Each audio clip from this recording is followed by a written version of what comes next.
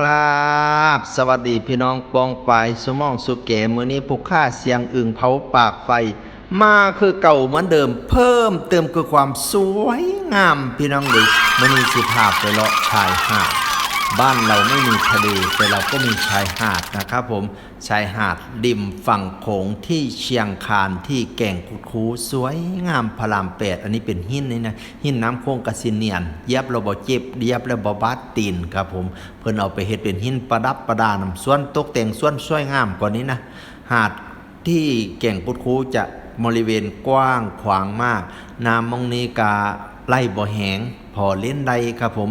บางจุดของน้ำโขงส่วนใหญ่จะไหลส่วนใหญ่นะครับจะไหลแรงไหลเชี่ยวมากๆเป็นแม่น้ำที่ไหลเชี่ยวครับผมแต่ว่าบริเวณที่แก่งคุดคูตรงนี้สิไหลแบบเอื่อยๆค่อยๆสบ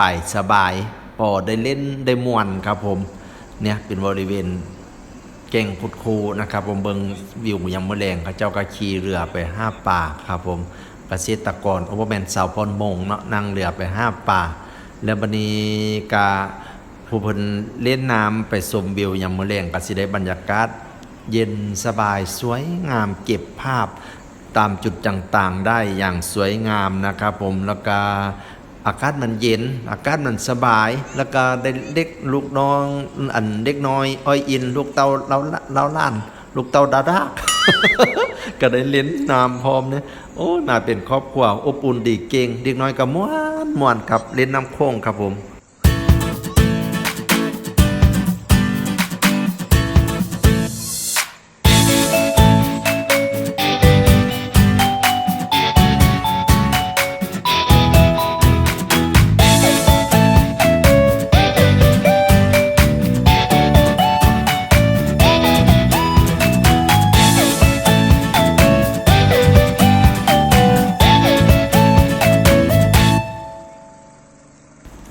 อันนี้ก็เป็นอีกมุมหนึ่งนะครับวิธีชีวิตของชาวบ้านเสียงขานชาวบ้านน้อยชาวเลาะแกงคุดคูหลังเทือคนห้าป่านี่มาฮอดเตมาเตผ้าแบนก็มีก็เนี่ยมาห้าป่าอยู่แถวนี้ครับผม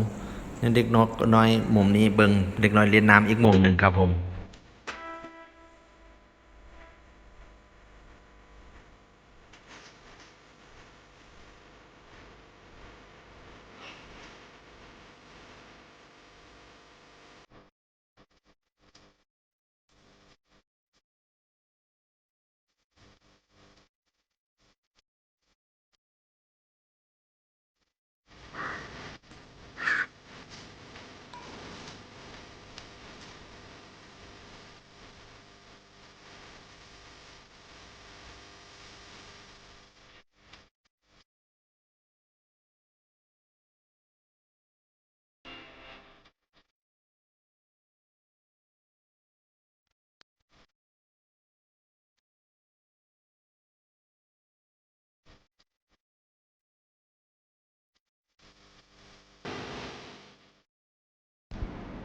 สายฮาร์ดบริเวณแกงคุดคูนี่มันมีความพิเศษอย่างหนึ่งคือว่าน้ำมันไหลบ่แห้งน้ำมันไหลบ่เซี่ยวมันก็เลยพอเล่นพอมวนครับผมส่วนใหญ่น้ำโค้งนี่สิไหลแห้งเนาะอาจสิเป็นเพราะว่าในแกงคุดคูสั้นเขื่อนที่จึงคืงด่างแดงเอาหินมาง่อยไว้มันตันน้ำบ่ให้น้ำมันไหลไปแห้งกะบ่จักเนาะมันก็เลย น้ำมองนี้ก็เลยไล่บ่แห้งแล้วหาดทรายมองนี้ก็สิกว้างนะครับผมแต่ก่อนในแม่ค้าเอาตั้งเพิงนะครับไปตั้งเพิงค่ายอาหารอยู่นี่เลยรถแล่นลงไปฮอดพี่ได้เลยครับผมแต่ว่าช่วงล่างๆมาหลังจากจีนเฮ็ดเขื่อนลาวเฮ็ดเขื่อนมันก็เลยน้ำขึ้นน้ำลงบ่ตามธรรมชาติปานใด ตั้งเพิงไว้อยู่ดีๆเขาก็ปล่อยน้ำมาก็ท่วมเพิงทิ่มแม่ค้าเสียหายหลายเส้นก็เลยบัดนี้เพิ่นก็เลยบอกใครลงไปตั้งซุ้มอยู่ข้างล่างปานใดนะครับผมเพราะว่าน้ำขึ้นน้ำลงมันแล้วแต่เขียนเพิ่นสิปล่อยมันบ่เป็นไปตามธรรมชาตินะอันนี้เป็นบรรยากาศแถวเก่งขุดคูครับผม แถวชายหาดเนาะเดี๋ยวเบิ่งแถวหาดแล้วเฮาสิไปเบิ่งแกงคุดคูเดี๋ยวเบิ่งภาพแถวหาดก่อนกันบริเวณสั้นของแกงคุดคูเป็นหินโคโลโคเลนี่ ตามตำนานเว้าว่าจึงคืงดังแดงเอาเลขนี่หาบหินมาตันน้ำโค้งวังเพื่อบ่ให้น้ำโค้งมันไล่เพราะว่าเราเครียดว่าเรือยนต์เลนมาอย่างรวดเร็วเฮ็ดให้เราจอบยิงควยนะยิงควยเงินนะควยมันตื่นเสียงเรือมันก็เลยแลนนี่เขาตะเลิดเปิดเปิงเราเครียดเราเลยบ่อยากให้ผู้ใดเอาเรือมาแล่นเราก็เลยเอาหินมาตันน้ำโค้งเนี่ยตันอยู่น้อยเดียวเนี่ยอีกหน่อยนึงก็สิจอดดินะคันจอดปุ๊บนี่เกิดน้ำท่วมคักๆพอน้ำมันไปบ่ได้อันนี้ยังเป็นหูพอจริงปิงให้น้ำไหลไปอยู่นี่นะมองนี้เขาเอิ้นว่าอย่างดอนเข้มนะดอนเข้มเนี่ยมันดอนน้อยเดียวนึงเพราะว่าให้พอแต่เป็นหูพอจริงปิงให้น้ำไหลไปนี่นะเนี่ยมีน้ำไหลไปมองนี้นี่ละสั้นเครื่องนี้ค่อยก็เลยคิดว่ามันเฮ็ดให้น้ำบริเวณเนื้อทางเนื้อสั้นแกงนี้มันไหลสาไล่เอื่อยเพราะว่ามันต่ำเก่งนี่เด้นะมันต่ำเห็นมันไปบ่ได้มันก็เลยมาด้วยความซาเอื่อยเฮ็ดให้หาดบริเวณอันทางเทิงนี้สามารถเล่นน้ำได้อย่างปลอดภัยครับผมเบิ่งบรรยากาศแก่งคุดคูครับ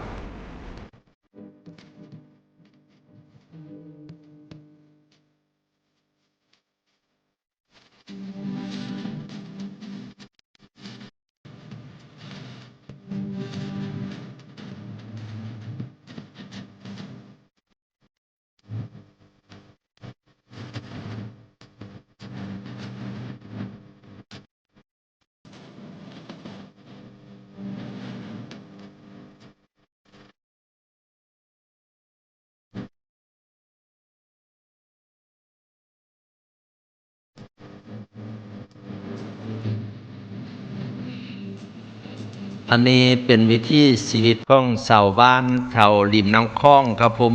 นี่เรามาแต่ผ้าเบนพุ่นก่อนนะขี่เหือมาแต่ผ้าเบนมาใส่กุ้งมาใส่กุ้งอยู่บริเวณแกงคุดคูครับผมกุ้งนี่เป็นอาหารเมนูขึ้นชื่อของชาวเชียงคานก็สิเป็นก้อยกุ้งกะดีกุ้งทอดสุปแป้งทอดกะดีกุ้งแผ่นกะดีกุ้งเสียบกุ้งปิ้งกะดีชื่อเสียงโด่งดังกุ้งแม่น้ำโขงเนี่ยแซ่บพี่น้องเอ้ย เนี่ยมาเบิ่งเราใส่กุ้งใส่กุ้งว่าซั่นล่ะว่านะวันนี้กุ้งกะสิเนี่ยเข้ามาอันเล่มๆเราเนี่ยจอบเข้ามาไล่น้ำไล่เข้ามากุ้งกับมานำเข้ามาเล่มๆนี้นะแล้วก็เสียหิ้นติ่งไว้แล้วเราก็สิมายำกุ้งวะก็ได้เป็นกอบเป็นกำวะหาอยู่หากินแบบธรรมชาติพี่น้องเป็นวิธีธรรมชาติวิธีชาวบ้านของคนริมน้ำโขงเนาะ